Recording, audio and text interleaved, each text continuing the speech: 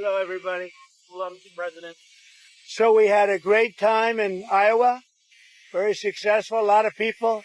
I think they enjoyed it, but it's been a great state for me. We won it all 3 times, and very special. Tomorrow's going to be great. We're going to have the B-2s flying, and we have Christie, the whole group, including a lot of great congressmen. We have everybody, and we have Doug Burgum.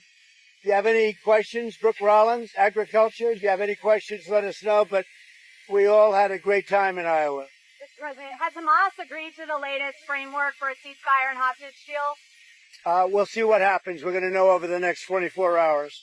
Mr. President, you had the best border numbers in the month of June in the country's history. Now with the One Big Beautiful building signed by you, you've set the bar so high when it comes to border security. What is the expectation moving forward, sir?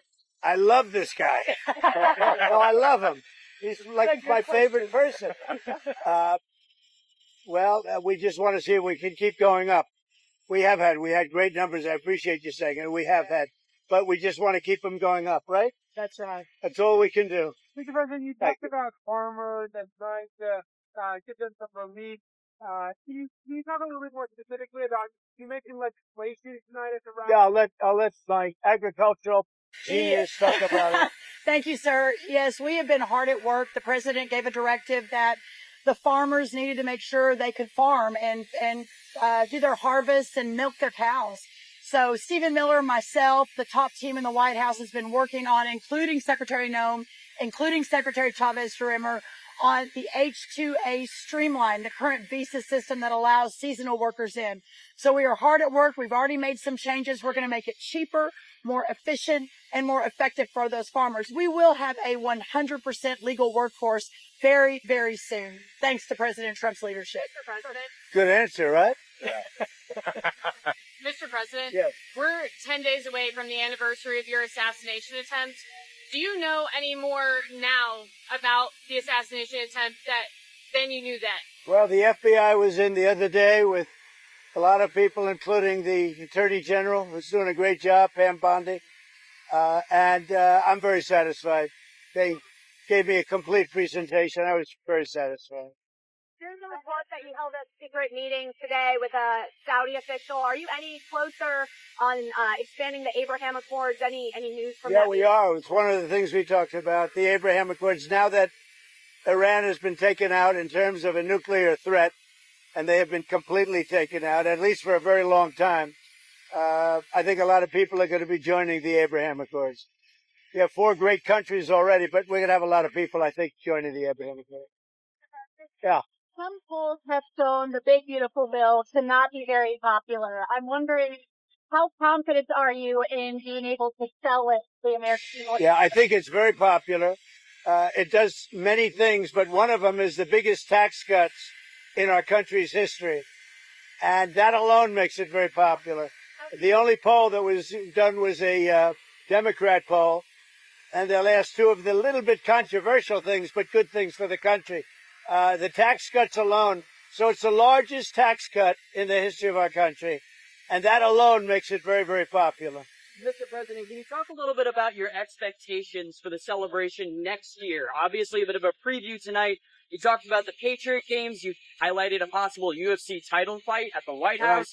What are your expectations for the celebration next year? Well, I think it's going to be a great celebration. It's going to be as big a celebration as we've ever had. And remember, we have the World Cup and we have the Olympics also. So we have that, plus we have 250. I think it's going to be a wild time. It's going to be a great time for this country. It's going to be the golden age. Thank you. What's next for Russia and Ukraine? Are you speaking to Zelensky tomorrow? And what are you hoping the next? I'm speaking to President Zelensky tomorrow, early in the morning. And, I'm very disappointed with the conversation I had today with President Putin, because I don't think he's there. And I'm very disappointed. Well, it's not, I'm just saying, I don't think he's looking to stop.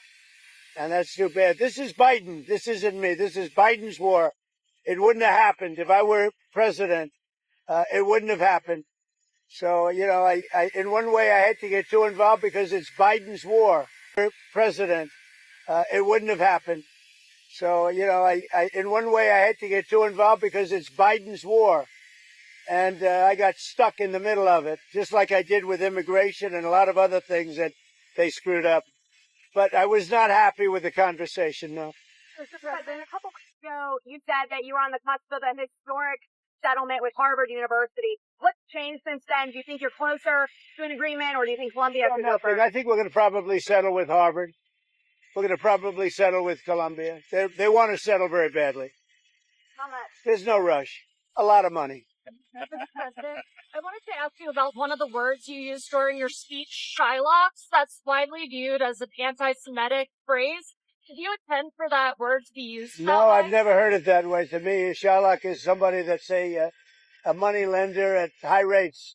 I've never heard it that way. You view it differently than me. I've never heard that. Go ahead. Anything else? President, what do you make of the deal that your lawyer struck with CBS parent company? Can you talk about that? And have you had any conversations with Larry Ellison about expectations you might have for Skydance and PSAs that they would run should they take over Paramount? Well, Larry Ellison's a friend of mine. He's a great guy. I think he's the buyer. But we did a deal for about $16 million plus $16 million or maybe more than that in advertising. So it's a combination of 16 plus, 16 plus. So it's like 32 to maybe $35 million. I think that what they did, and this has nothing to do with Larry Ellison. I think he's going to run CBS really well. And I think he's making a good deal to buy it. I think he's great. He's got a son who's a fantastic young man, too.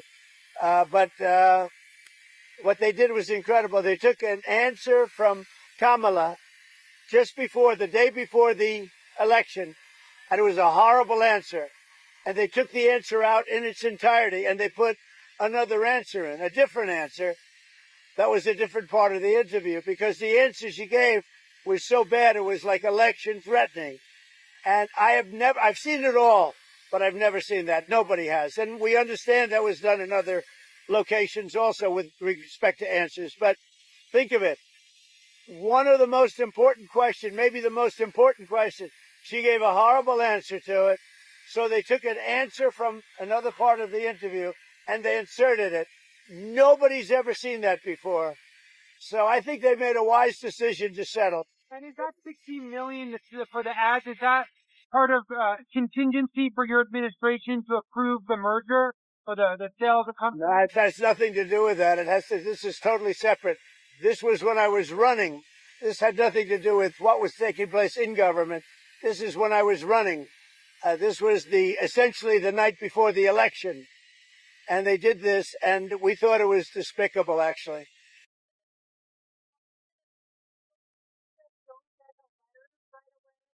Well, we're going to start sending letters out to various countries starting tomorrow. We'll probably have 10 or 12 go out tomorrow. And over the next few days, I think by the 9th, they'll be fully covered. And they'll range in value from maybe 60 or 70% tariffs to 10 and 20% tariffs. But they're going to be starting to go out sometime tomorrow. We've done the final form, and it's basically going to explain what the countries are going to be paying in tariffs.